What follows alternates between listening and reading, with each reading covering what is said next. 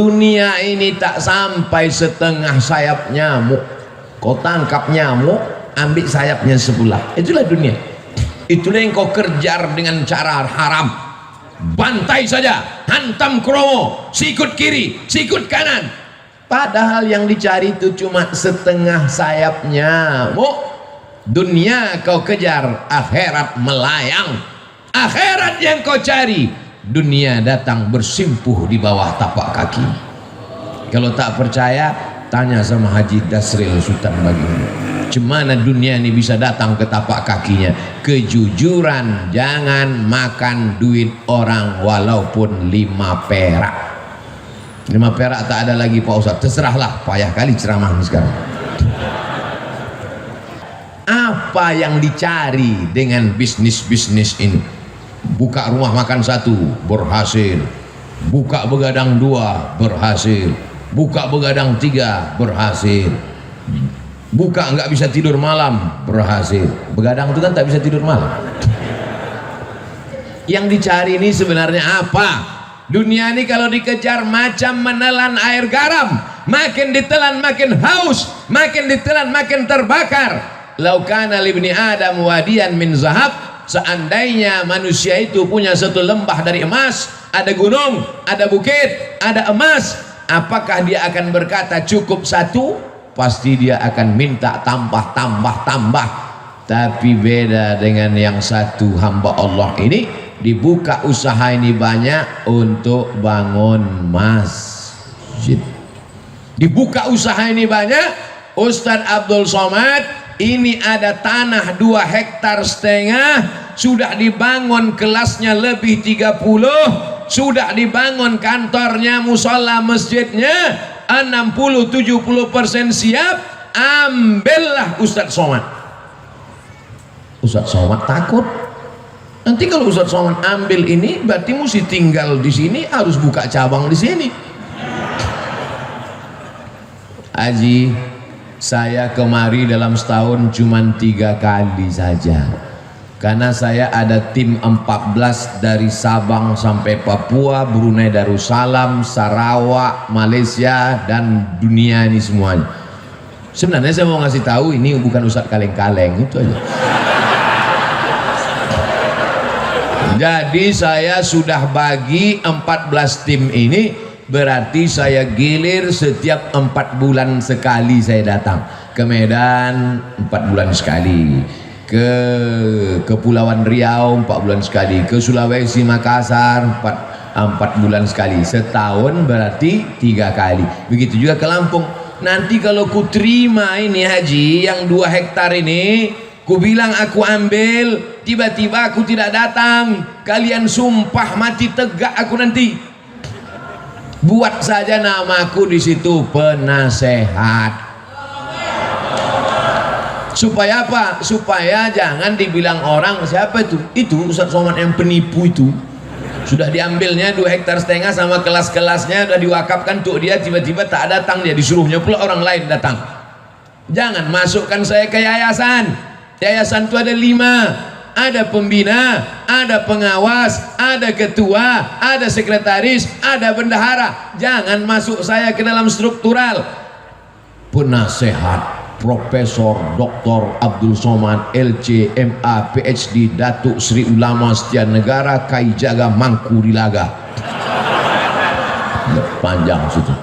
Nanti kalau aku datang kemari setiap 4 bulan, kumpulkan guru-guru ini, kumpulkan orang yayasan ini, baru kita nasihati mereka.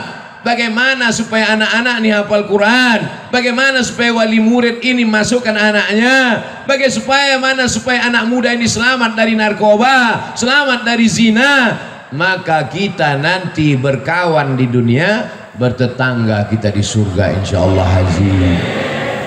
Karena kalau sampai ku ambil 2 hektar ini harganya 1 meter berjuta bermiliar, datang jahat otakku nanti, datang khianatku nanti.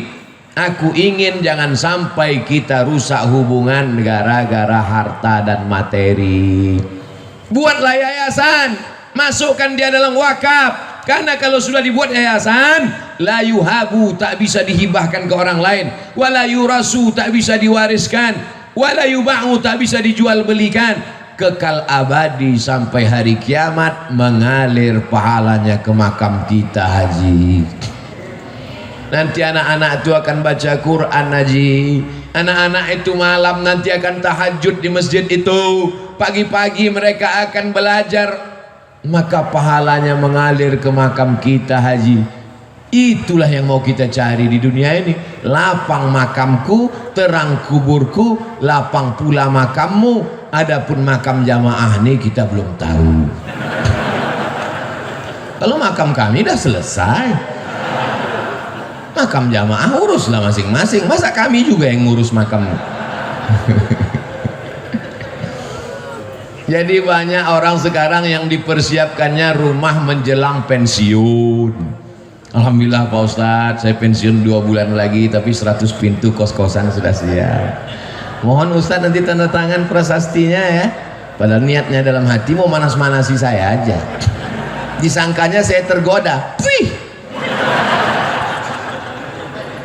saya tidak tergoda dengan itu, karena belum tentu kita sampai pensiun malaikat maut datang.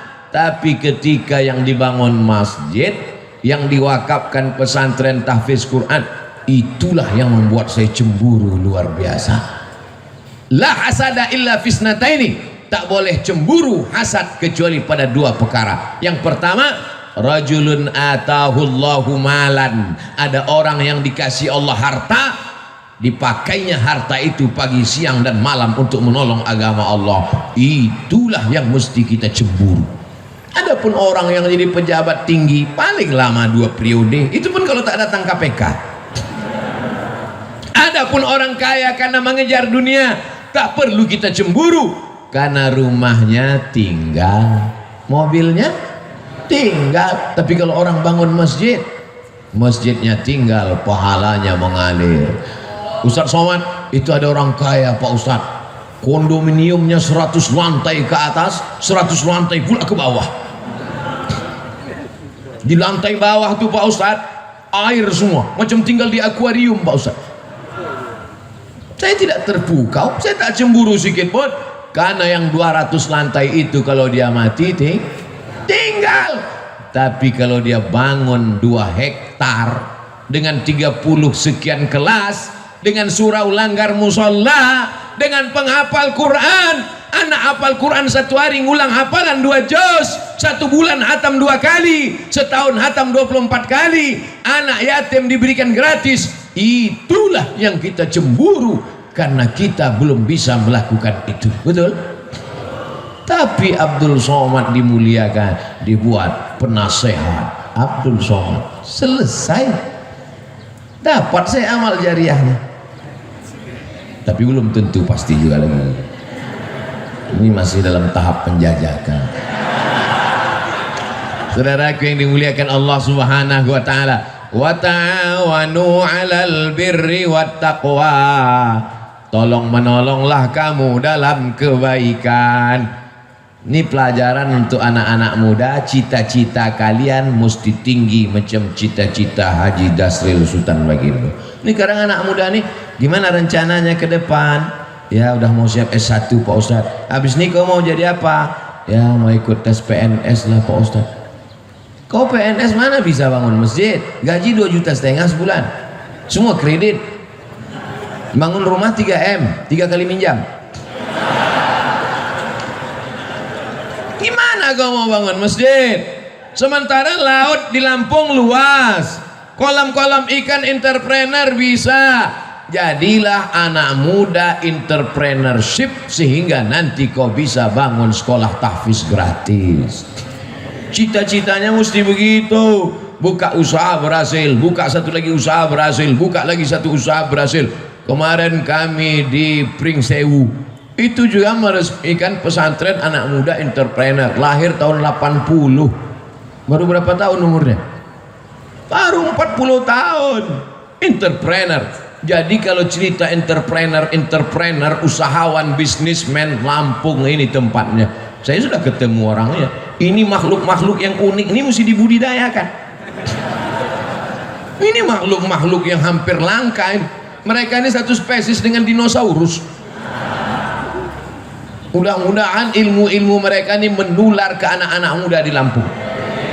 Ini banyak anak muda ini tidak punya kreativitas, pergi kuliah pakai motor, knalpot disunat, pas lambat kiriman stres, passwordnya 3 huruf, mak minta duit. Apa ini? Makanya makhluk-makhluk yang unik ini saya sarankan mereka menulis buku. Bukunya adalah Alam Terkembang Menjadi Guru. Mereka tidak berguru di kelas, mereka tidak berguru kepada buku, tapi mereka menjadikan alam pengalaman perjalanan hidup mereka menjadi guru, sehingga mereka menjadi orang yang sukses dan berhasil sampai hari ini. Untuk menjadi sebuah sebatang sekuntum bunga, dia mesti bertunas, dia mesti berbatang, dia mesti bercabang, mesti selamat dari hawa, mesti selamat dari wereng, mesti dijaga akarnya, mesti disiram, barulah menjadi sekuntum bunga, bukan bunga plastik. Untuk jadi bunga saja prosesnya luar biasa, apalagi menjadi orang yang menghambakan diri kepada Allah. Sudah berapa poin saya sampaikan? Pertama, dekat dengan ulama. Yang kedua, jujur, jangan berkhianat, pembohong, dusta, tipu-tipu.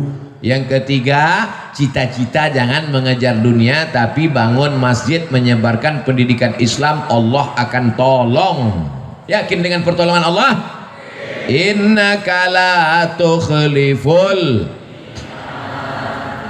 Yang terakhir, yang keempat, jangan Ini sekarang orang baru punya duit sedikit aja sombong minta ampun.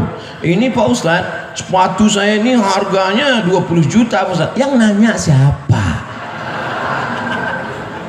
Siapa yang nanya? Outfit saya ini Pak Ustadz, sekali tegak berdiri 100 juta nih Pak Ustadz. La ilaha illallah.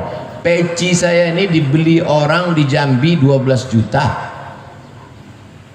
Baju jaket saya dibeli orang di Jambi 270 juta. Dilelang untuk pondok pesantren. Motor dilelang 100 juta. Kalau cerita bangga-bangga outfit, dah berapa tuh? 100. Tambah jaket 270, 370. Tambah peci 12 juta, 382 juta. Punya orang bukan saya. Ini subuh ini dikasih sorban, kasih jubah, kombinasi antara jubah Arab Saudi dengan Lampung, tapis Lampung. Masya Allah, kreasi yang luar biasa. Takut pula saya dicuri orang ini. Saya pakai terus, tapi saya pakai pas di masjid aja, pas di airport enggak. Saya takut nanti semua minta foto, pula pilot-pilot itu semua selfie ya Ustaz. Jangan angkuh, jangan sombong. Kesan saya sama orang-orang hebat ini, saya perhatikan mereka tak sombong. Ketika dia sombong, itu tanda dia akan jatuh ke bawah. Saya pun kalau lama-lama duduk di atas kursi ini jadi sombong nanti.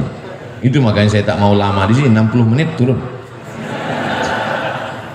Dimulai jam 5.15, jam 6.15 kau mesti turun, sadar diri Abdul Somad. Karena kalau kau sudah terlalu lama di sini, pakai baju kebesaran, ini baju kebesaran nih, XL ini.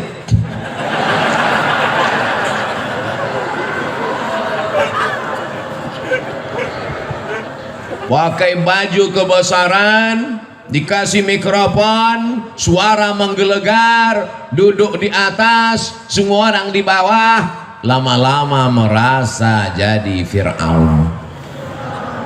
Oleh sebab itu, setiap 60 menit kau turun ke bawah, balik ke asal, bahwa kau bukan apa-apa dan bukan siapa-siapa. Tu'izzu man tasha. Allah menaikkan siapa yang dia kehendaki. Wa tudhillu man tasha. Allah menurunkan siapa yang dia kehendaki. Ada yang rendah hati turun ke bawah dinaikkan Allah, ada yang naik ke atas hampir ke awan akan diturunkan Allah. Percaya tak percaya, mereka yang di atas ini pasti akan turun untuk sarapan pagi. Betul. Masya Allah, tabarakallah. Masjid mengajarkan kita tentang tawadhu, rendah hati. Siapapun orangnya, kalau sudah sampai masuk ke masjid ini, dia mesti menempelkan keningnya ke lantai, ke tempat bawah tapak kaki. Adakah yang lebih rendah dari tapak kaki? Lantai ini lebih bawah tapak kaki. Mana ada orang melangkah di atas tapak kaki? Lantai ini ditempelkan kening ke lantai. Mentang-mentang Haji Dasril yang bangun masjid, tiba-tiba pas sujud, Haji Dasril enggak sujud ke lantai. Kalian aja, aku yang punya masjid sujudnya ke tiang. Nggak bisa. Semuanya menempelkan kening ke lantai. Dan ketika kening menempel ke lantai, saat itu kau rendahkan dirimu dan kau katakan Subhana Rabbiyal. Kalau kau menyelamatkan dirimu dari angkuh dan sombong, Allah akan menyelamatkanmu. Ada orang yang lapar, selamat. Ada orang yang haus, selamat. Ada suami-suami yang datang urusan dari Jakarta mau bisnis ke Lampung, selamat atau tidak? Selamat. Aa tinggal di mana sekarang? Di hotel. Hotel apa? Hotel Syariah Nusantara. Tenang istrinya kan? Karena dia tahu hotel syariah tertulis di belakang pintu, yang tidak bawa surat nikah tidak dibenarkan masuk. Gimana sekarang? Hotel syariah. Habis itu dia pergi ke konvensional.